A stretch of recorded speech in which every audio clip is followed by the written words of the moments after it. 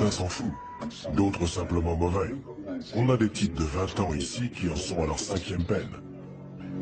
On m'a parlé de moi dans le journal quand j'avais 14 ans. Genre, un jeune de 14 ans terrorise le quartier. Déjà une star. Si le mec nous file pas la thune, on le torture d'abord. Genre un coup de marteau dans la tête ou on lui brûle les orteils au chalumeau. Après, s'il a vu notre visage, on est obligé de le tuer.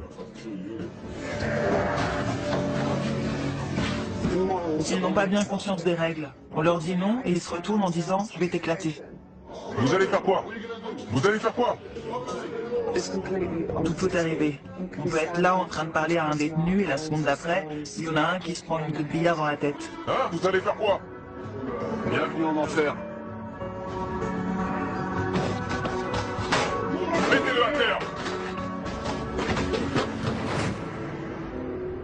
La prison d'Aylesbury, dans le Buckinghamshire, abrite les criminels parmi les plus dangereux de Grande-Bretagne.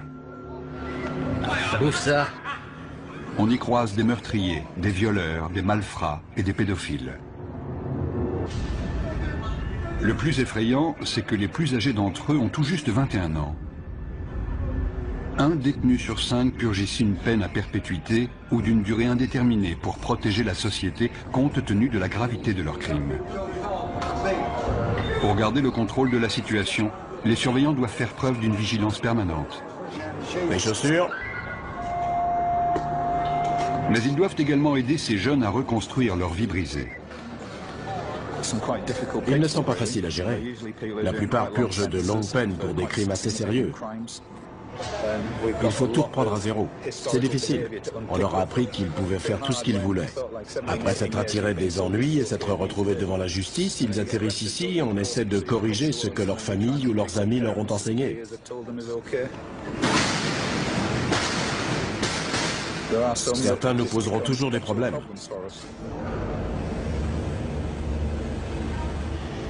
Aylesbury est un établissement redouté au sein de la population carcérale.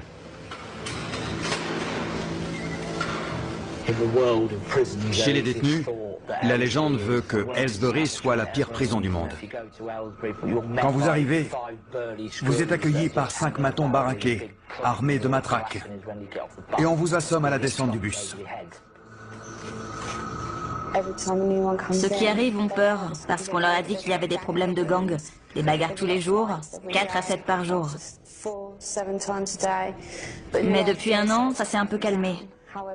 En revanche, quand un incident éclate, c'est généralement très sérieux.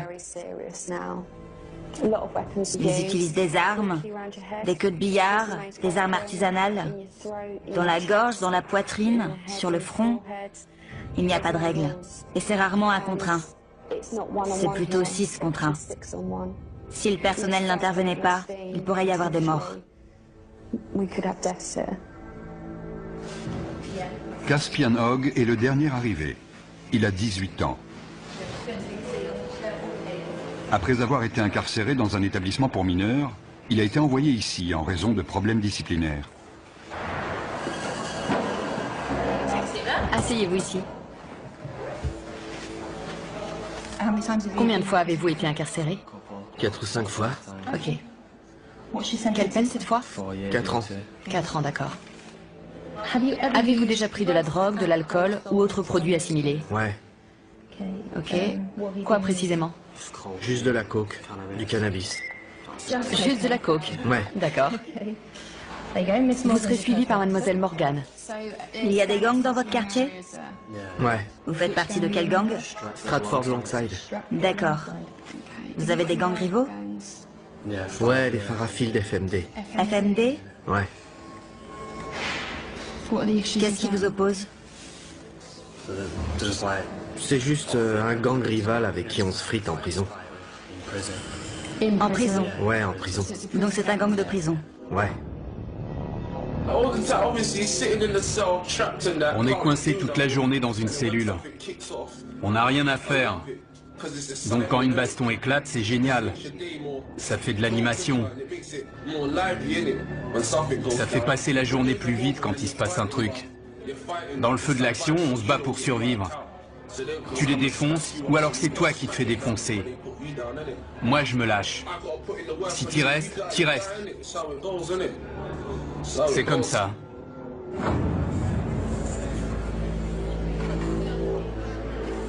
On a des membres de gangs venus de Liverpool, de Birmingham, de Londres, et ils sont tous rivaux. Certains viennent de milieux où ils n'ont connu que la violence. C'est déjà ouvert? Oui, c'est déjà ouvert. Les radiateurs devraient être éteints ce soir. Je sais, il fait un peu chaud. Je peux poser mes affaires de douche? C'est un nouveau lieu, un nouvel environnement. Les 24 premières heures sont les plus explosives. On s'assure qu'ils ont tout ce qu'il leur faut et qu'ils sont bien installés pour leur première nuit. Les rivalités entre gangs entraînent d'inévitables règlements de compte. Les nouveaux venus sont particulièrement vulnérables, car ils n'ont pas encore de repères et doivent faire leurs preuves. Dès qu'un incident survient, une alarme est déclenchée. Pour éviter que la situation dégénère, les agents de sécurité interviennent rapidement. Vous êtes blessé? Non, non. Non? C'était quoi le problème? Rien. Allez! Non. C'était sûrement pas pour rien. Non. Ils sont juste venus là, vous frapper pour rien. Je sais ce qui s'est passé. C'est le nouveau qui vient d'arriver. Il s'est déjà battu la semaine dernière.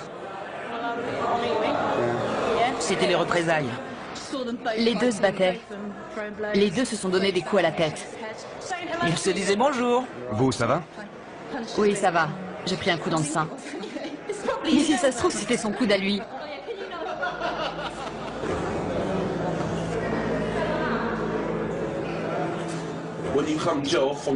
Quand on vient de la rue et qu'on arrive en prison, c'est encore plus violent que dans la rue, parce que tous les mecs de la rue sont réunis au même endroit.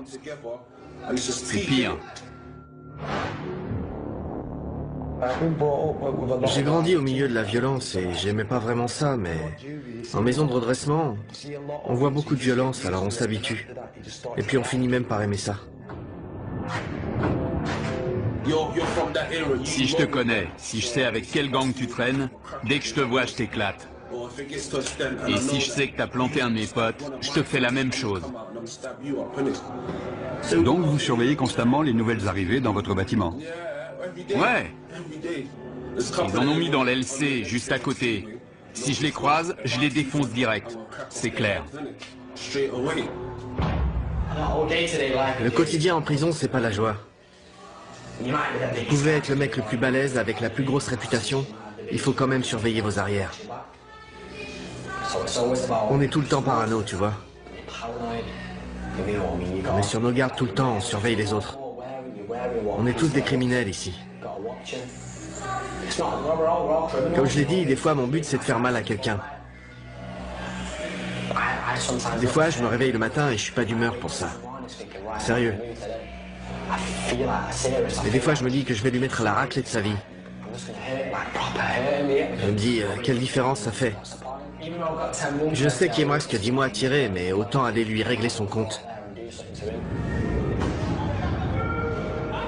Au cours de leur période d'intégration, avant d'être installés, on propose aux détenus de travailler ou de suivre des cours. Ceux qui acceptent pourront passer plus de temps dans les espaces communs.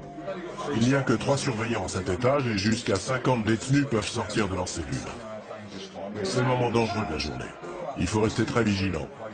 On peut avoir tendance à se relâcher parce que 90% d'entre eux sont très corrects. Mais il faut se méfier, c'est notre boulot. La situation peut dégénérer à tout moment. Caspian et 2 nouveaux arrivants ont forcé le passage pour s'introduire dans une cellule.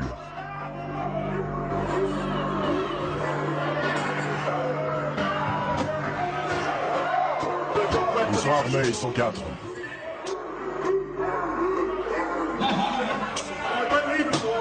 Les détenus ont barricadé la porte. Les surveillants ne peuvent pas entrer. Je veux voir tous les détenus dans leur cellule.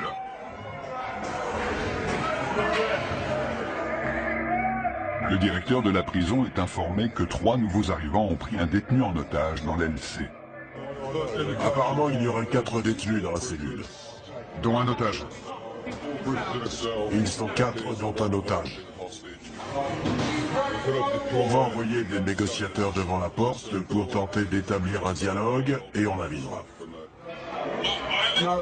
Ma vie est en jeu. C'est pour ça qu'on doit menacer la sienne. D'accord, on va transmettre ce message au directeur. Vous comprenez? On est en danger de mort. On est forcé de faire ça. Je comprends. 3 d'entre eux viennent d'autres prisons.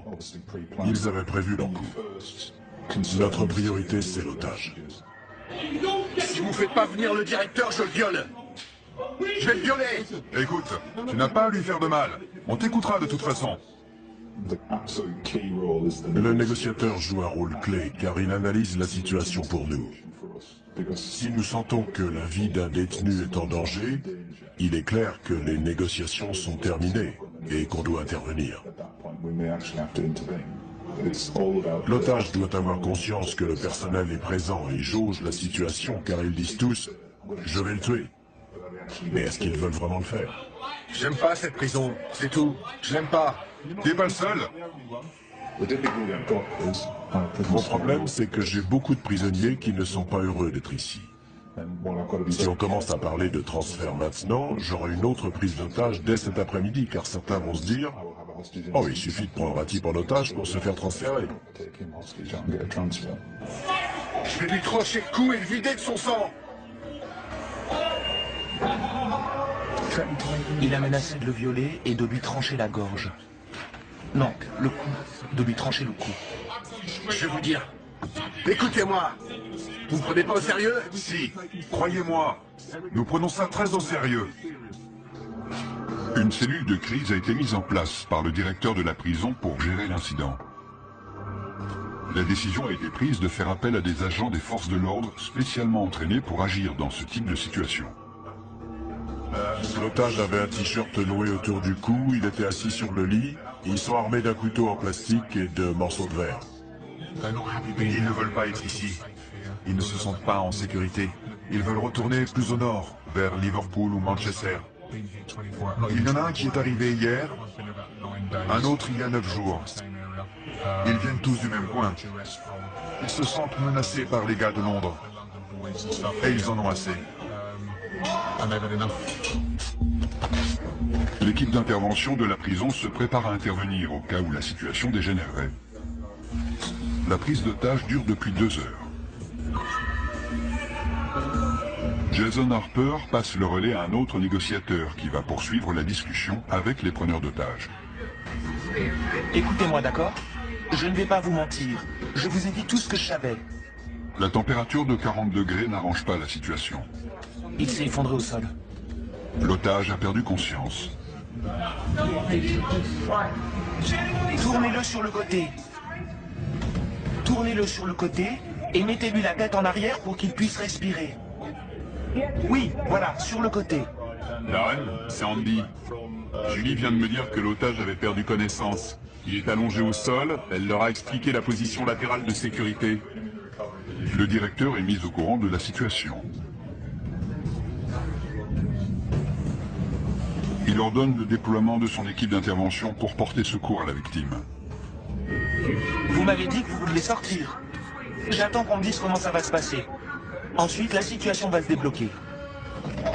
Au bout de 3 heures, les preneurs d'otages acceptent de se rendre calmement. Où il est? Je veux le voir. L'otage, il sort en premier? Non, non, il sort en dernier. Comment tu t'appelles? Caspian. Les mains sur la tête. Sors calmement, par ici. Caspian Hogg, l'initiateur de cette prise d'otage, est conduit vers le quartier disciplinaire. Le détenu qui est arrivé hier venait déjà du quartier disciplinaire de son précédent établissement. Il est connu pour des faits de violence, d'agression de personnel, de port d'armes, de barricades. Il a tout fait. Il vient du nord du pays. Il a beaucoup d'influence sur les autres et il s'en est servi. Mais on est formé pour ces situations, donc ça va aller. On va descendre au quartier disciplinaire pour une fouille intégrale. Je suis le responsable, donc j'y participerai. Chacun sera tenu à l'isolement en attendant qu'une punition soit décidée. Nous sommes responsables des détenus les plus problématiques de l'établissement. S'ils enfreignent les règles ou s'ils présentent un risque pour les autres ou pour l'établissement, ils sont envoyés au quartier disciplinaire pour une période donnée. Notre priorité, c'est de calmer les prisonniers énervés et de leur faire entendre raison. Il faut aussi qu'on soit attentif à tout comportement potentiellement violent. Hé, Caspid! T'as réussi? J'y suis presque, mon pote! Presque! Beaucoup m'ont dit qu'ils avaient essayé de travailler et d'être de bons citoyens, et qu'ils avaient trouvé ça trop difficile. Mais ils sont très jeunes, vous savez. Les détenus seront punis pour les dommages qu'ils sont en train de commettre. Je suis resté trop sage. J'étais stressé. Il me fallait un truc à faire. J'ai saisi ma chance. En plus, j'étais pas tout seul. Le gamin qu'on a pris en otage, c'est le seul de toute l'aile que j'aime pas. Alors je me suis dit que j'allais me le faire. Mais on lui a pas fait mal, on lui a rien fait. Ils m'ont frappé au visage et dans les côtes, en me traînant avec eux. Ensuite, l'un d'eux m'a attrapé par derrière et m'a fait asseoir sur le lit. Il me tenait comme s'il voulait me briser la nuque. Les deux autres frappaient la porte avec des boules de billard dans des chaussettes. Ils ont cassé ma télé et ils m'ont mis des bouts de verre sous la gorge. Ils ont dit qu'ils allaient me la trancher. Ensuite, ils m'ont dit de me déshabiller complètement et ils ont dit qu'ils allaient me violer. Qu'est-ce qui s'est passé? Rien, rien. Ils disent qu'on a pris un mec en otage et qu'on l'a agressé dans sa propre cellule. Ils ont appelé la police et on est à l'isolement pour l'instant. Vous dites que vous ne l'avez pas pris en otage? Non, on a juste barricadé la porte, c'est tout. J'ai toutes ces pensées qui ont défilé dans ma tête. Je ne savais pas si j'allais en sortir vivant. Je connaissais pas ces mecs. C'était le truc le plus flippant de ma vie. Pourquoi vous avez fait ça?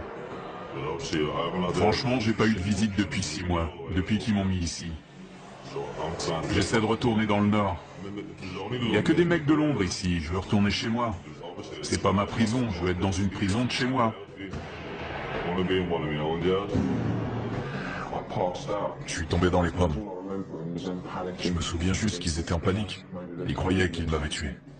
Et si on continue les conneries, si on agresse les surveillants, ils nous transféreront.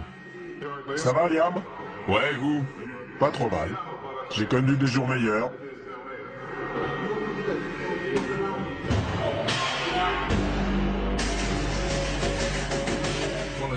Un des détenus a inondé sa cellule. Il est armé.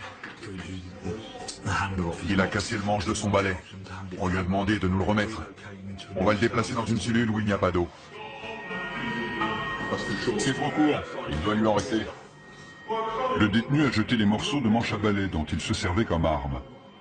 C'est trop court. Pourquoi vous avez gardé ce morceau, hein? Je vous avais dit de tout jeter. Reste sur le côté. Déverrouille la porte et je la pousserai. Reculez vers nous. Doucement.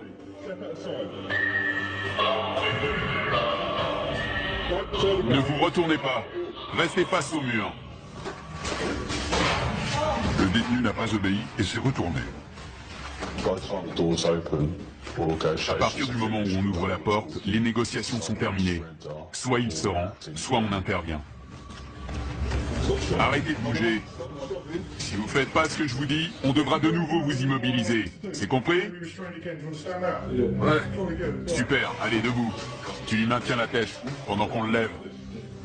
Vous avez entendu? On tourne. On utilise la force que quand c'est nécessaire et de manière proportionnée, mais ça fait forcément mal.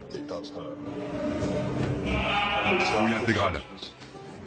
Il va maintenant être fouillé intégralement au cas où il aurait dissimulé une arme.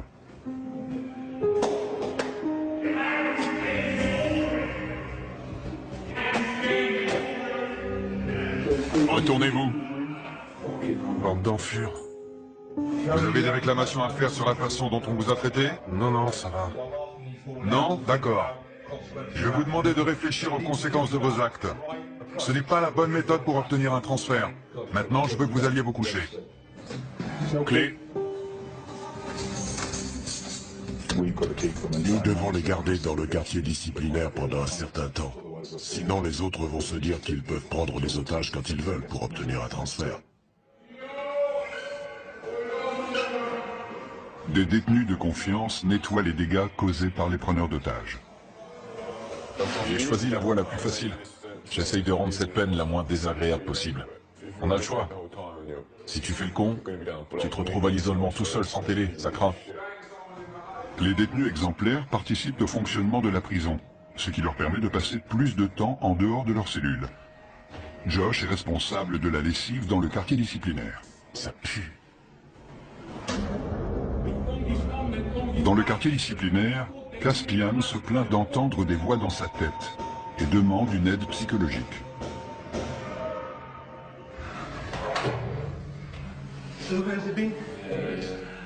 Je dois déterminer si vous êtes du genre manipulateur. Manipulateur? Si vous aimez titiller les gens et les énerver pour prendre l'avantage.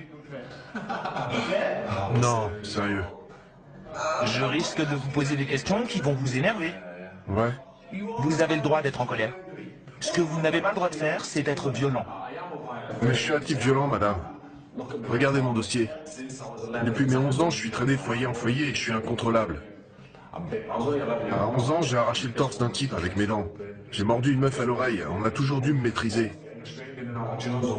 Mais j'ai toujours le même sentiment. Je me dis que mon destin, c'est de tuer quelqu'un. Et la perspective de sortir d'ici, de commettre un tel acte, et de revenir en prison pour une peine à perpétuité, ne vous dérange pas? Ça dépend. Quand je pète les plombs, ça me dérange pas, je m'en fous. Je pense pas que je suis un taré. Mais si on m'aide pas maintenant, je vais finir par le devenir. Je ne suis pas convaincu à 100% qu'il souffre de troubles mentaux. Il souffre de troubles émotionnels, ça c'est sûr. Car non seulement il a des pensées violentes, beaucoup de gens en ont, ce n'est pas idéal, mais ce n'est pas un drame, mais il prend plaisir à être violent. Ce qui alimente ses pensées et ses fantasmes. Je pense que son comportement pourrait le conduire au meurtre.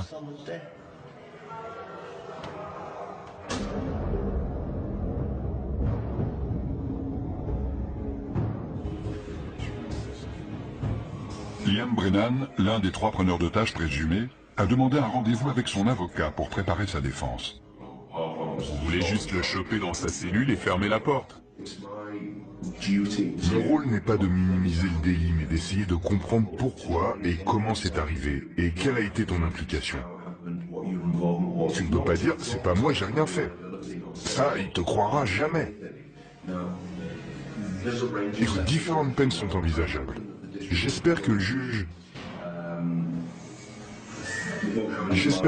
optera pour des jours supplémentaires. J'ai pas le droit à l'erreur.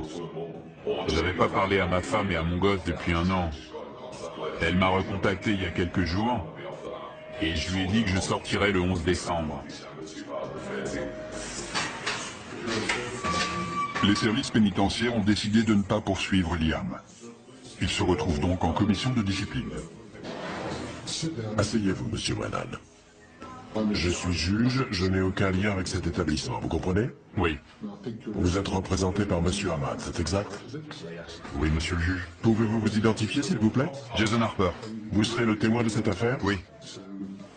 Il est dit que le 29 mai, vous avez retenu une personne contre son gré. Coupable ou non coupable? Non coupable. Monsieur Ahmad? Qu'avez-vous vu monsieur Brennan faire exactement? Il a passé beaucoup de temps à la porte avec moi pour m'expliquer leurs intentions. Je ne veux pas parler à votre place, mais si je comprends bien, il n'a pas menacé ni brutalisé d'une quelconque façon la victime. C'est exact. Lorsque vous étiez dans la cellule, avez-vous exprimé clairement votre désir de coopérer avec... Vous orientez l'accusé. Oui, monsieur le juge. Ne le faites plus. Vous connaissez la loi et la notion de complicité. C'est comme le chauffeur du véhicule qui attend les braqueurs de banque. Il se rend coupable de vol même s'il n'a pas pénétré dans la dite banque. Monsieur Brennan n'a apparemment eu aucun contact physique avec ce détenu qui était apparemment séquestré. Avez-vous vu les autres retenir la victime? Je n'ai vu personne le retenir. Quelle était la taille de la cellule? Petite, c'est une cellule de prison. J'ai du mal à croire que vous n'ayez rien vu. Ça me paraît inconcevable. Ou alors il ne s'est rien passé. Parce que sinon vous l'auriez forcément vu. C'est ça que vous me dites? Je dis pas qu'il s'est rien passé. Je dis juste que j'ai rien vu. Je regardais de l'autre côté, vous avez entendu Monsieur Harper. Je lui ai parlé pendant un long moment. Il est très clair pour moi que vous étiez tous les trois complices dans cet incident, et je n'ai aucune hésitation à vous déclarer coupable. Je vous impose 32 jours de détention supplémentaire. Vous avez tout compris? Oui, j'ai compris. Cette procédure est terminée, merci. Pourquoi n'a-t-il pas été mentionné que la victime avait été dénudée et menacée de viol? Ça m'a surpris. Ouais, ça m'a étonné aussi. C'est mon jour de chance. L'agression n'a pas fait l'objet d'une poursuite pénale car la victime a eu trop peur pour témoigner. Dans le quartier disciplinaire, tous les privilèges, y compris la télévision, sont retirés.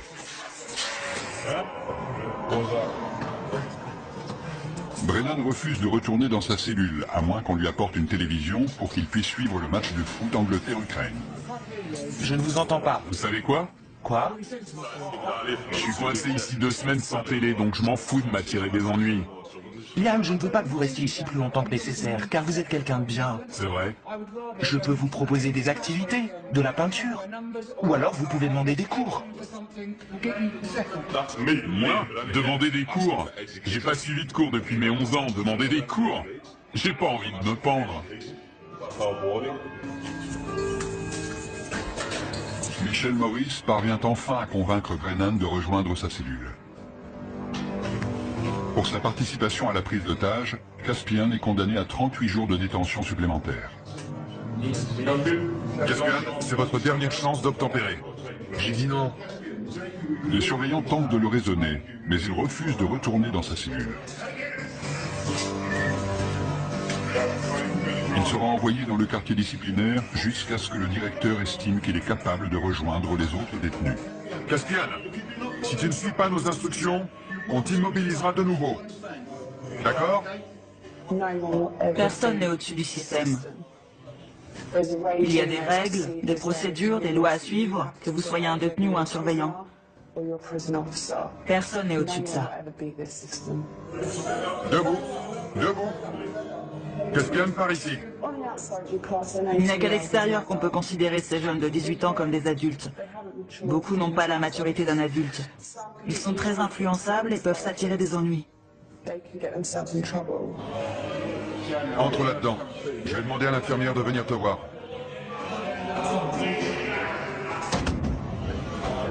S'ils me remettent avec les autres, je vais vous dire la vérité. Je vais faire mal à quelqu'un. Sérieux, je déconne pas.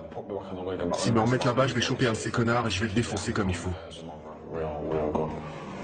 Je suis sérieux. J'ai l'impression d'avoir une double personnalité. Tout m'énerve, tout le monde m'énerve. J'aimerais parler à quelqu'un, mais j'ai la tête en vrac. J'ai l'impression qu'elle est énorme. Tellement de trucs là-dedans, je me sens vraiment en colère. Je suis en rogne. Il y a certains détenus que je n'aimerais pas voir libérés avant très longtemps. Parfois, on travaille avec eux simplement pour les aider à gérer le fait qu'ils sont en prison. Mais je n'ai jamais rencontré de détenu que je ne pensais pas pouvoir aider à répondre à son environnement de façon plus positive.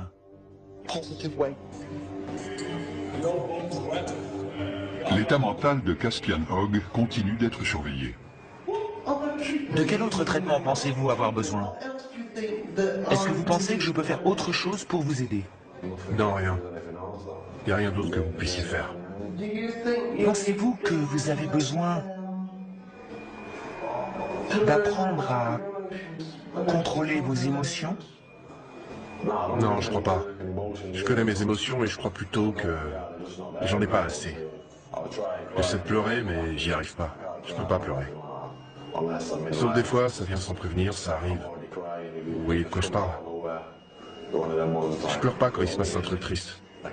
Ça m'arrive même de rire. Pour vous, est-ce plus normal de penser à ce que ressentent les autres ou de ne pas y penser? Ça dépend des moments. Là, c'est moi, je suis là, je vous aime bien. Vous me comprenez? Mais si vous tombez sur moi un autre jour, quand je suis en mode furieux, je vois des choses différemment. Tout est en vrac. Je pense comme un psychopathe. Quand j'étais gosse, j'ai jamais voulu devenir policier ou ce genre de truc. Déjà, quand j'avais 8 ou 9 ans, j'ai toujours voulu tuer des gens. Mon père s'est fait assassiner quand j'avais 6 ans, c'est un truc de dingue, quoi. Depuis, c'est le brouillard. C'est le bordel dans ma tête. Jeudi, je vous ai pris rendez-vous avec un psychiatre. Cool. Je ne sais pas à quelle heure ce sera. Ok. Il vous prescrira peut-être des médicaments. Je serais content s'il m'en donne. Mais s'il m'en donne pas, je serai en rogne. Ça vous mettra en colère? Ouais, carrément. Je suis convaincu qu'on ne naît pas bon ou mauvais. On apprend de notre environnement comment réagir au monde qui nous entoure. Et certains apprennent que la meilleure façon de réagir à ce monde, c'est par l'agression ou la violence. Super papa, tu sais comment je t'aime? Et quand tu l'ouvres, c'est marqué gros comme ça. Le père de Caspian a été assassiné quand il avait 6 ans. Il est donc très conscient de son rôle de parent. Et je veux pas que mon fils grandisse dans les mêmes conditions que moi. J'avais 14 ans quand je l'ai eu, mais j'ai vieilli. À l'époque, j'avais pas toute ma tête. Je faisais que fumer de l'herbe, voler, j'étais débile. J'étais un gamin, donc je faisais des trucs de gamin. Maintenant, j'ai mûri. Faut que je prenne mes responsabilités pour mon fils. Je veux qu'il aille à l'école pour qu'il soit intelligent. Je veux pas qu'il finisse comme moi dans la rue ou en prison. Qu'il soit obligé de commettre des crimes. Je vais être là pour lui, qu'il puisse me parler ou me demander de l'argent quand il en a besoin. Je vais être un père pour lui, c'est tout. Il faut que je sois un bon père. C'est con de jamais le voir, c'est vrai. C'est horrible. Il faut tenir le coup et pas lâcher l'affaire. Je peux lui parler de temps en temps, c'est déjà ça. Devon avait 15 ans quand son fils est né. À l'époque, je voulais pas de gosse, tu vois. Mais c'est arrivé comme ça. Elle m'en parlait tout le temps. Et alors je me suis dit, pourquoi pas? Quelqu'un va peut-être te régler ton compte demain, tu sais pas où tu vas finir, alors autant pas perdre de temps. Vous avez vraiment pensé à la mort à ce moment-là? Ouais, évidemment. Dans mon quartier, il y a beaucoup de violence. Des gens meurent tout le temps. On n'est jamais à l'abri, ils peuvent vous dégommer quand vous traversez la rue. Pour certains détenus, le téléphone est le seul moyen de rester en contact avec leur famille. Ouais, tu me manques, bonhomme. Non, tu peux pas venir me voir. Papa est occupé. Papa nourrit des animaux. Je sais pas comment ça se met. Je veux pas que ça lui tombe dessus. Dans la chapelle de la prison, Josh se prépare pour la fête des pères. Exceptionnellement, les détenus exemplaires sont autorisés à passer du temps avec leurs enfants. Je peux jouer avec lui? On peut se rouler tous les deux par terre, je peux lui courir après. Une fois, elle voulait que je vienne l'attraper, mais je pouvais pas aller plus loin. Je suis heureux de pouvoir passer 5 heures avec lui au milieu des rires et des pleurs. J'ai envie de l'attraper et de lui faire des câlins. Tu veux ouvrir la bouche? Bravo. Ça me plaît pas de le voir se faire fouiller, mais je préfère avoir cette relation avec lui. J'ai une bonne raison de changer. J'ai un gosse et une fiancée, une famille qui a besoin de moi. Pour être honnête, si j'avais pas ma famille, je me serais sûrement pas comporté aussi bien. Viens là, mon grand. Ils ont besoin de moi. Ils comptent sur moi pour sortir d'ici. Où elle est, ta cape? Tu fais ton timide? Si je me comporte bien, je retrouverai ma famille. C'est simple. Si je joue le jeu, je gagne tout. Sinon, je perds. Comment ça va, ma belle? Oh, arrête.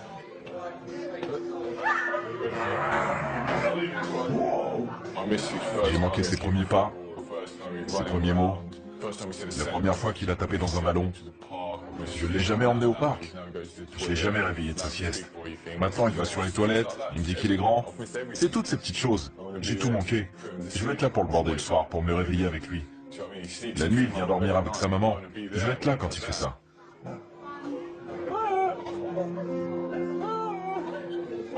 Messieurs, dames, s'il vous plaît, vous pouvez vous dire au revoir? Tout va bien. Quand j'ai su que j'allais en prison, je pensais qu'elle allait m'oublier. J'avais 18 ans, et on était ensemble depuis 2 ans et demi. C'est un vrai test pour des adolescents, de rester fidèles et loyaux. Quand on est en prison, on pense qu'à ça.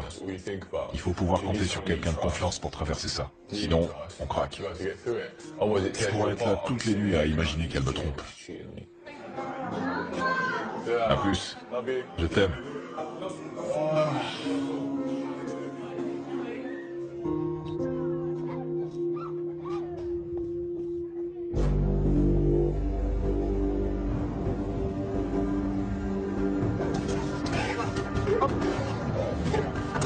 Des chiens de détection arrivent à Ellsbury pour y rechercher de la drogue ou des objets de contrebande.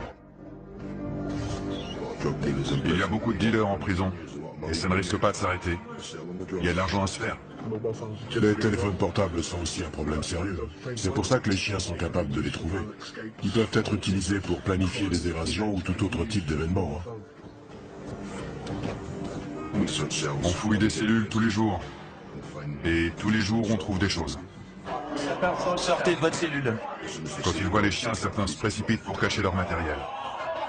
On demande aux détenus de sortir de leur cellule pour que les chiens puissent travailler tranquillement. C'est n'importe quoi, il va renifler partout. Comment savez-vous qu'il a trouvé quelque chose? Il s'immobilise et pose son nez sur l'endroit concerné. Si c'est hors d'atteinte, il reste assis et regarde dans la direction de l'objet.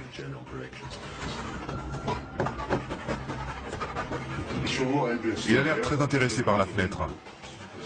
Je vérifie s'il n'y a rien à l'extérieur. Il a peut-être senti une odeur de joint qui venait de la rue. Il reste concentré sur la zone autour de la fenêtre et du lit.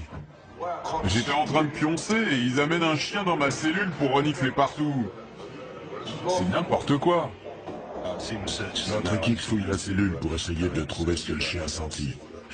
Il semblait concentré sur une zone en particulier, donc c'est là qu'on fouille en premier. J'espère qu'on va trouver quelque chose. Les chiens poursuivent leur inspection des cellules. Ça semble qu'on ouvre. Il a fumé dans sa cellule, c'est sûr. Le chien va nous dire si la drogue est encore là. Oui, ça sent. Il y a de la drogue et des téléphones partout dans la prison. Avant, tout le monde planquait ça dans le meuble de l'évier en retirant les vis avec un coupon ou un truc dans le genre. Je vous en dirai pas plus. Avec un téléphone, on peut appeler qui on veut, envoyer des textos, parler à sa chérie le soir, vous voyez ce que je veux dire. On peut dire ce qu'on veut, gérer ses affaires, son fric, tout ça. Vous avez déjà eu un téléphone ici? Ouais, mais c'est trop de pression. On devient parano. Ils finiront toujours par le trouver. La première fois, on est là, ouais, ils le trouveront jamais. On se croit le plus fort, et puis ils finissent par en trouver un chez un mec, et là, tu peux être sûr qu'ils vont le faire parler. La semaine d'après, boum, un autre face à table. On n'est jamais tranquille parce qu'ils savent tout ce qui se passe ici. Ils cachent parfois leurs affaires au fond de leur poubelle. Ils croient qu'on va pas les fouiller parce que c'est dégoûtant. Des cartes de SIM, des téléphones, il y a tout.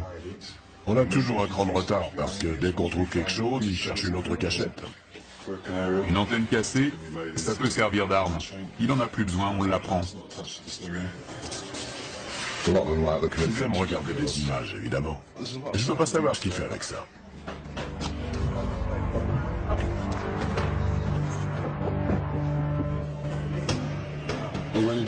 Dans une cellule, on a trouvé un téléphone avec un chargeur. Donc, nos équipes vont l'inspecter une deuxième fois. On a trouvé des petites choses, mais le plus important c'est de montrer qu'on est vigilant et qu'on peut lancer ce genre d'opération quand ça nous chante. C'est intéressant d'observer leur réaction. Certains détenus n'étaient clairement pas rassurés à l'idée qu'un chien allait inspecter leur cellule. 5 semaines après avoir pris en otage un codétenu, Ian Brenham retrouve son ancienne cellule. Mate mes affaires, elles sont trempées. C'est pas grave, il y a tout, non? C'est une photo de mon fils, ça. C'est pas normal, non? Qu'est-ce qui se passe? C'est quoi le problème? C'est lui le problème. Si ça te pose un problème que j'ai pris l'autre en otage, je suis là, je t'attends. Sinon, casse-toi. Liam. Vous trouvez ça normal? La photo est trempée, mes chaussettes aussi. Et il me dit que c'est pas grave. Arrêtez de crier, d'accord? N'empirez pas la situation. La cellule a dû être fouillée. C'est ça la fouille? Sérieux? C'était collé à la base. Écoutez, le lendemain, on a mis un cadenas sur votre porte. Vous l'avez vu? On n'a pas ouvert cette cellule depuis 5 semaines. Et alors? C'est ma faute peut-être? Je n'étais pas là. Je ne sais pas comment ça s'est passé. Mais est-ce que ça vaut vraiment le coup de vous attirer encore des ennuis? Non. Vous ne croyez pas? Non, mais ça m'énerve qu'ils me disent ça. Oui, mais vous venez juste de revenir. Le mieux, c'est de faire profil bas. Tout ce que les surveillants de cette aile savent de vous, c'est que vous avez pris un codétenu en otage et que vous avez causé des problèmes pendant votre isolement. C'est la seule image qu'ils ont de vous, vous comprenez? Vous en avez conscience? Ouais. Ils n'arrêtent pas de dire que les surveillants leur manquent de respect. Mais ce sont eux qui sont grossiers avec nous, qui nous manquent de respect et qui voudraient qu'on prenne des pincettes avec eux. Comme s'ils étaient des gosses à qui on devait apprendre les règles de la prison. Ils ont entre 18 et 20 ans, et ils sont censés être adultes et savoir rester respectueux. Un bon comportement peut permettre aux détenus d'être transférés plus près de leur domicile. Quand j'ai Tasha au téléphone, j'entends les mouettes derrière elle. Quand je serai transféré, elle sera tout près de moi. On partagera le même ciel, on sera au même endroit, on entendra les mêmes choses. C'est comme si je rentrais déjà chez moi. Josh va purger le reste de sa peine à proximité des siens.